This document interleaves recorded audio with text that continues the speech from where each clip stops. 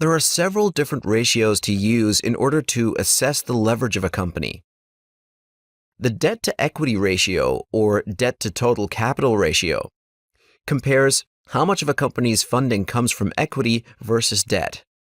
To calculate the debt-to-equity ratio, we take the total interest-bearing liabilities, including current and non-current items, and divide them by total shareholders' equity.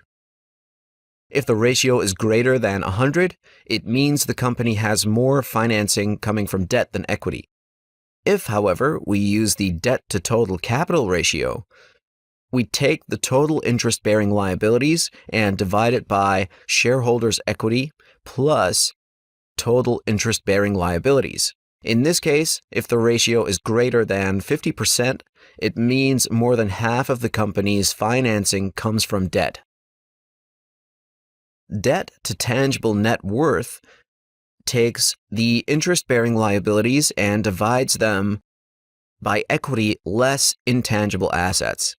This ratio is useful when it's important to understand how many physical assets a company has.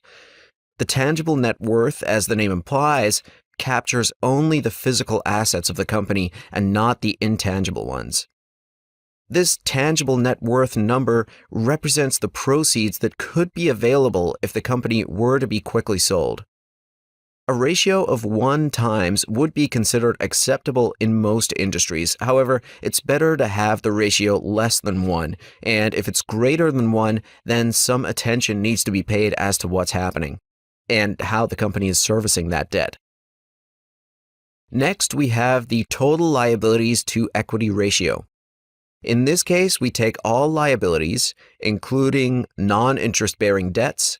For example, accounts payable would be included in total liabilities. This way, we can assess the company's obligations, including its short-term working capital requirements, and then comparing that to the total amount of equity in the business. By using this ratio in conjunction with the debt-to-equity ratio, it is then possible to see the impact of operational activities on the business. Meaning, is working capital tying up a lot of money on the balance sheet? Then we can look at total assets to equity. In this ratio, we take all of the assets and divide them by the equity. This is another way of slicing and dicing the leverage relative, in this case, to assets. This ratio can also be used in conjunction with the debt-to-equity ratio in order to find the sweet spot with the right amount of leverage for the business. Finally, we have the debt-to-EBITDA ratio. This ratio, unlike all of the other ones, requires the income statement in conjunction with a balance sheet.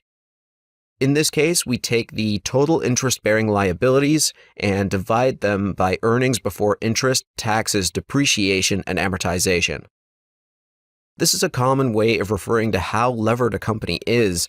For example, is it levered at 2, 3, or 4 times EBITDA? EBITDA is often used as a proxy to cash flow, even though, as you will have learned in several other CFI courses, it may be very far from a true cash flow metric since it does not include capital expenditures or any changes in working capital.